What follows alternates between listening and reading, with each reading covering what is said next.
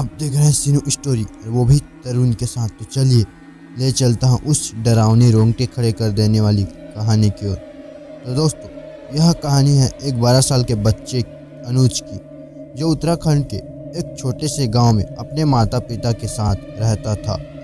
वह अपने नाना नानी से मिलने जाता था और उसके माता पिता को अर्जेंट काम होने के कारण वे उसे वहां छोड़कर वापस शहर चले जाते हैं। अनुज अपने नाना नानी के साथ रहने लगा।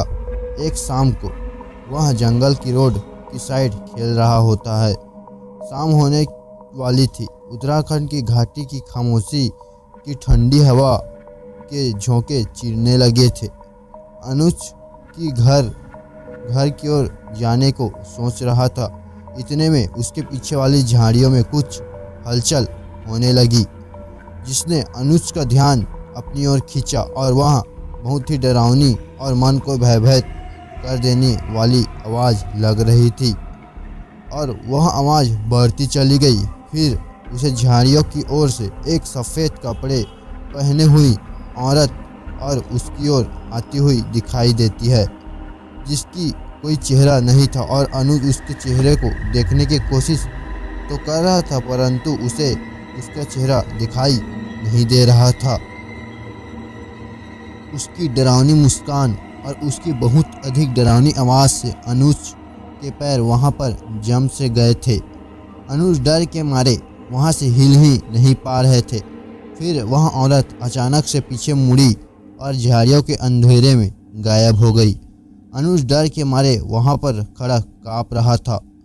थोड़ी देर बाद वह होश में आया और वह घर की ओर भागने लगा। कुछ देर तक अनुज को अपनी आंखों पर जो देखी घटना पर यकीन नहीं हो रहा था और उसकी हालत खराब हो गई थी।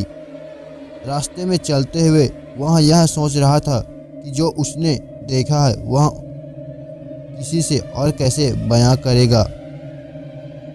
फिर अनुज घर पहुंच गया और वह उसके साथ हुई घटना को अपने नाना नानी को बहुत अच्छी तरह से सुनाने लगा। उसके नाना इस घटना सुनकर हैरान रह गए और साथ में ही रोने लगे। अनुज अपने नाना नानी के साथ रोने को समझ नहीं पा रहा था।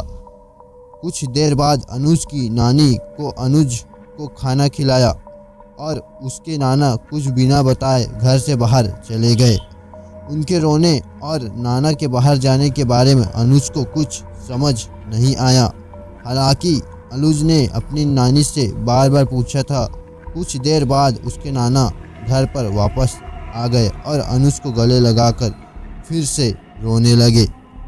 उसके नाना ने उसे बताया कि जो उसने जंगल में औरत देखी थी वहाँ एक छलावा है।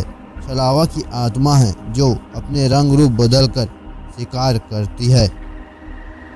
वह आत्मा ने गांव के बहुत सारे लोगों को अपना शिकार बनाया है और इस बार उसने तुम्हें शिकार के रूप में चुना है। वह आत्मा जिसे भी शिकार बनाती है उसे वहाँ पहले से ही दिखाई देती है। यह उस आत्मा की खूबी है और जिसे वह शिकार के रूप में चुनती है उसे वह या तो गायब कर देती है या फिर उसे मार देती है। वह किसी भी बहाने से उस व्यक्ति को जंगल में की ओर बुलाती है और फिर उसके साथ क्या होता है किसी को मालूम नहीं चला है और आज तक किसी को मालूम भी नहीं लगा है।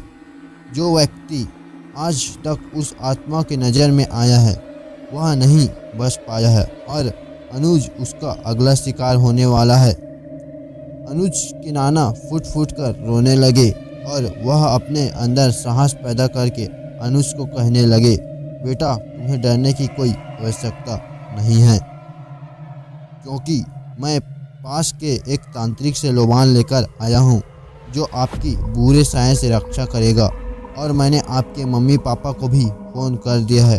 वह कल आ जाएंगे और तुम्हें यहाँ से ले जाएंगे। यह कहकर अनुज के नाना ने वह लोबान कमरे के एक कोने में जला दिया और लोबान जलाने के बाद अनुज के नाना ने कहा कि कमरे के अंदर जाने के बाद कुछ भी हो जाए पर दरवाज़ा नहीं खोलना है। यह कहकर नाना ने दरवाज़ा बंद कर दिया और फिर अनुज अंधेरे कमरे के एक कोने में बैठकर रोने लगा। वह कमरा में बैठा हुआ सोच रहा था और उससे अपने नाना नानी के रिएक्शन को देखकर बहुत कुछ समझ में नहीं आ रहा था और जो उस आत्मा का हादसा हुआ था वह उसके दिमाग से निकल नहीं पा रहा था। उसके कानों में वह खौफनाक आवाज़ें गूंज रही थी और उसे बहुत ही ज़्यादा डर लग रहा था।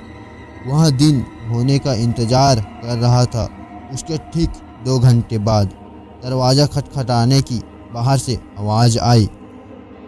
अनुज बेटा, अब खतरा टल गया है, तुम बाहर आ सकते हो।